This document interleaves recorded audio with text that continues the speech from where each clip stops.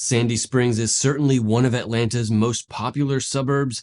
In this video, we're going to talk about what it's like living in Sandy Springs.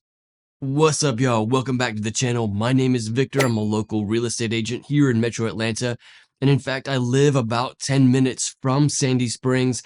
It's certainly a great area, and my family and I love to hang out in Sandy Springs. So in this video, we're going to talk about some of the good and the bad about living in Sandy Springs. And we're also going to take a look at some of the neighborhoods in Sandy Springs, Georgia. Let's go. Sandy Springs is one of the most populated suburbs in all of Metro Atlanta, and it's just north of the city of Atlanta. Its proximity to Atlanta kind of has made it feel very similar to the city of Atlanta. Some of Sandy Springs is very suburban-like, and some of Sandy Springs feels more inner city or urban, like the city of Atlanta. And that's kind of one of the best parts about the city of Sandy Springs, really, and that's one of the reasons why so many people choose to live in Sandy Springs. You can kind of get the best of both worlds there. You can get that city feel, but you can also get that suburban feel if you travel just a little farther north into the city. Some of the main roads that run through Sandy Springs are really like the interstate system in Metro Atlanta, because Sandy Springs is right there at the intersection of 400 and 285. So not only is Sandy Springs close to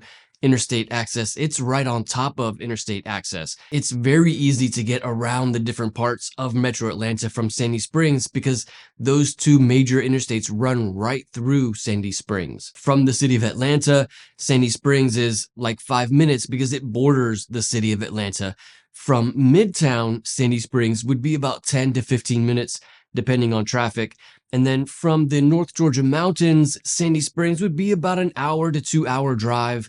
And from the coast, like areas like Savannah, Sandy Springs is going to be about a 4 or 5 hour drive. Sandy Springs has over 100,000 people and was incorporated in 2005 after 4 years of trying to become their own city.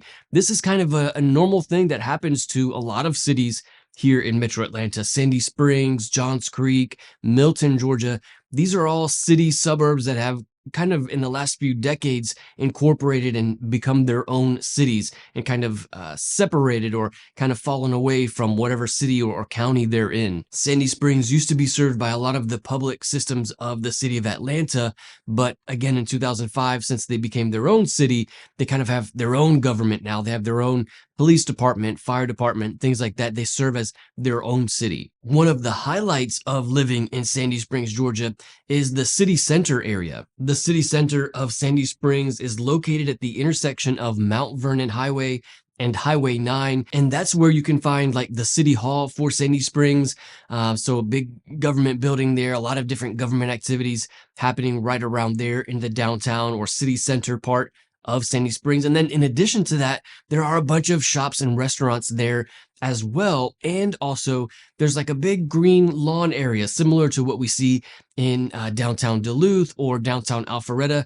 Sandy Springs also has this kind of hangout area, picnic area where people come and kind of hang out with a dog or throw the frisbee. The city center of Sandy Springs also has one of these similar downtown areas. And then surrounding the city center of Sandy Springs, you're going to find a lot of residences and shops and restaurants. So it is really a very convenient part of Sandy Springs to live in if you're looking for an area where you can have easy walkability to and from restaurants or to work. Sandy Springs is a great area for that because there are so many businesses and so many jobs in and around Sandy Springs.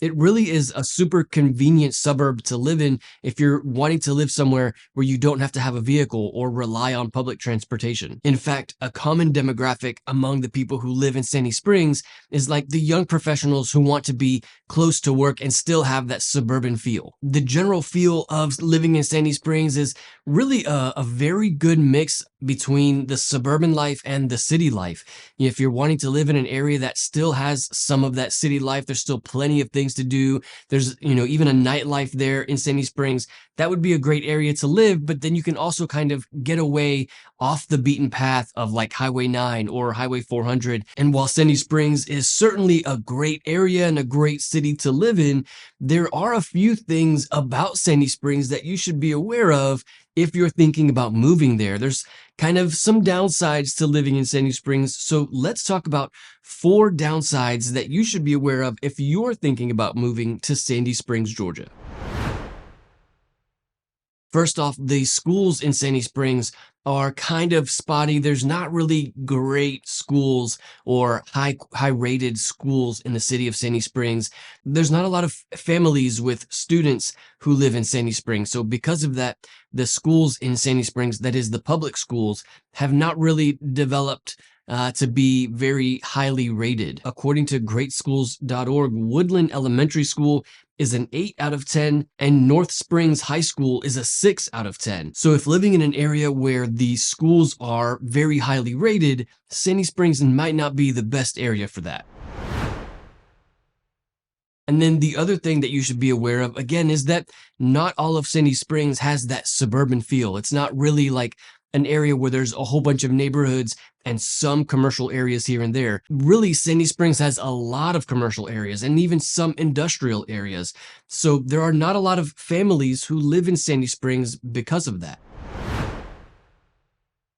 And then the third thing that you should know about Sandy Springs, if you're thinking about moving there, is that the cost of living in Sandy Springs is very high. There are certainly other suburbs where you can get more home for your money, and it's really the people who are wanting to be very close to the city of Atlanta who live in Sandy Springs. For example, if you need to be super close to Midtown or super close to the city of Buckhead for work or something, then Sandy Springs is a good option for that. Really, the ability to get in and out of Atlanta from Sandy Springs is much better than any of the other suburbs around Atlanta. But what comes with that is the much higher cost of living. I believe the last time I checked, average home value in Sandy Springs is going to be about $800,000.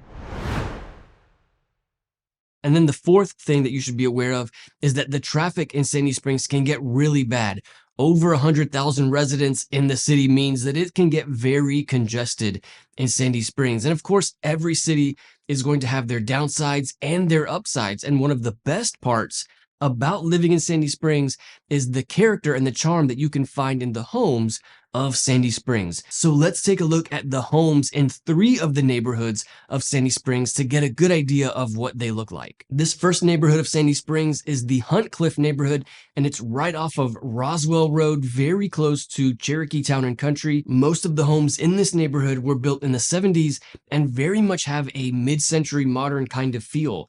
The average home here is about 5,000 to 6,000 square feet, and most of the homes are on a lot size of about 1 acre. The schools that are associated with this neighborhood are Ison Springs Elementary School, Sandy Springs Middle School, and North Springs High School. The HOA for this neighborhood has a pool and tennis courts, and the average home value ranges between $800,000 and $1.1 million. This next Sandy Springs neighborhood is Grogan's Bluff, also off of Roswell Road, just south of Northridge Road.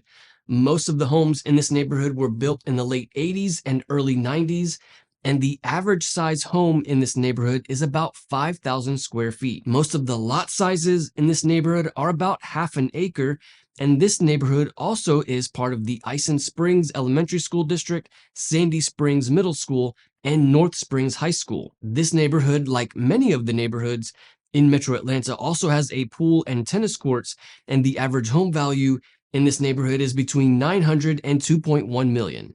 And then this third neighborhood is the Breakwater subdivision. It's off of Johnson Ferry Road. Most of the homes in this neighborhood were built in the late 70s and early 80s, and the average size home in this neighborhood is between 3,000 and 5,000 square feet. The average lot size in this neighborhood is about half an acre, and the schools that are associated with this neighborhood is Spalding Drive Elementary School, Sandy Springs Middle School, and North Springs High School. This neighborhood does not have an HOA, so no pool, no tennis courts.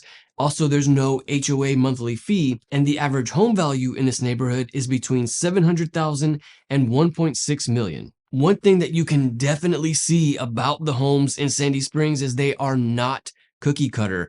This is not an area of Metro Atlanta where you're going to find row houses where like they all look the same. You know, these homes are built in the 70s and 80s. There's not really a lot of new construction in Sandy Springs. It's a much older part of Metro Atlanta. So because of that, the homes are mostly unique. You're going to find a lot of unique features in these homes in Sandy Springs. Most of the commercial areas that you're going to find in Sandy Springs are on Highway 9. Also, the intersection of Highway 9 and Abernathy Road, there are lots of shops and restaurants there. There's a Starbucks, there's a grocery store. And so that part of Sandy Springs can certainly get kind of congested with traffic, but that's where you're going to find a lot of the stores and a lot of the commercial areas. And then another big draw to living in Sandy Springs is being so close to the Chattahoochee River. Right along the Chattahoochee River, there are lots of different parks and green space, walking trails, jogging trails. And so certainly a lot of nature, certainly a lot of ways to get outside and be active in Sandy Springs. And that all kind of comes along with the Chattahoochee River.